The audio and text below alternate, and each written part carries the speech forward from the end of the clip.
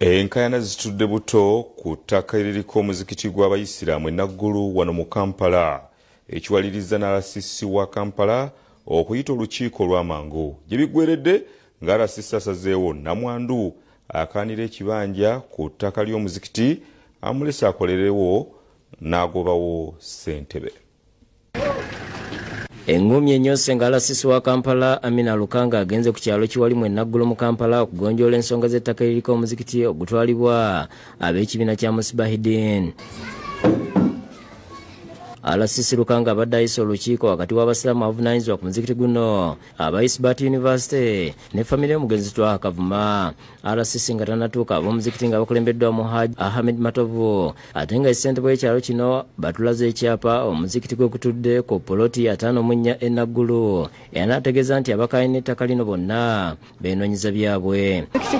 Gulina ekyapa namba 54A gukiina era nga kirimbateka kyafu mu kuva mu District Land Board. Lukanga asoose kuwuliriza nsonga za njuyi zombi okuli ab'omuzikiti ne famire ya Kavuma. Kyokka babadde bagenza okumulambuza ate Abooluganda abakayina ettaka lino ne beeyogerera ebisongovu nga buli omu alumiriza munno obukuusa okukakkana nga balwanyira bataasiza bataase.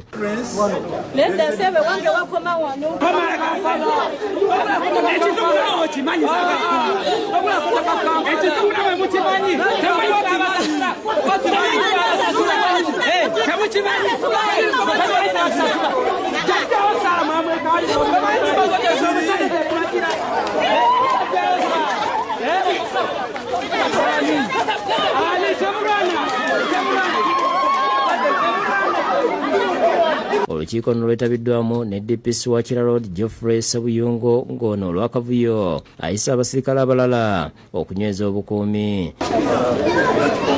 Enjuyi zonna zeewozezzaako nga nnamwandu wa Mukasa ow'ekibanja alumiriza ab'omuzikiti okwagala okumutwalako ettaka ate nga ssentebe Haji Matovu naye agamba nti waabwe. Nze siina Saidi kubanga nze njagala kibanja kya mwannyinaze. Siina nti nze ab'ekyapa baakyapa. Tuliwaako era tetuwangala. Jjajjange baamuziika wali era yali nannyini kibanja kye okutudde omuzikiti. Miss Bahudin nesawange yagala ekyapa kyawano ne bagikiwa. Gye biggweeredde ng'alasisi Lukanga alagidde nnamwandu addizibwe ettaka lye okutuusa ng'omwami amanyiddwa nga Silvano avanga kandi gwe balumiriza okugula nnamwandu alabise. Banja ky'abaddamu kibawe oluvannyuma musootinga ekintu kya title because I know that is where the root cause. Chairman olw'obuzibu omuntu otuma embitu ebiri gwali badde atuwa amazima ate gwe chairman ate gwalina interest. Chairman agamba takujjanga ku kibanja kyo era kikyo kiri nkikukwasizza. Kino kisanyusiza nnamwandu Nalubega n'agamba nti RCC alaze obwenkanya. RCC anziriza ekibanja kyange omwami Ahmad Matovu kyabadde yanzibako era ngambye ndi wa ddembe okukikozesa nga bwe njagala. Amugambye ave mu kibanja kyange. Madamu RCC mweyanziza nnyo. Lukanga alagidde poliisi okukuuma ettaka lino oluvannyuma lw'okulirambula ne balaba we lisalira. Okuva waliwo ndaze mpaka tukomawo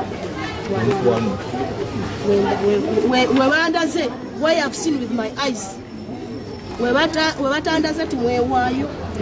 Ye ssentebe Haji Matovu asigadde akukkuluma. RCC wanga alabika nga yazzenga alina saidi eyabali. Lydia Nakiguli yakusekedde gweno ku Bukedde TV.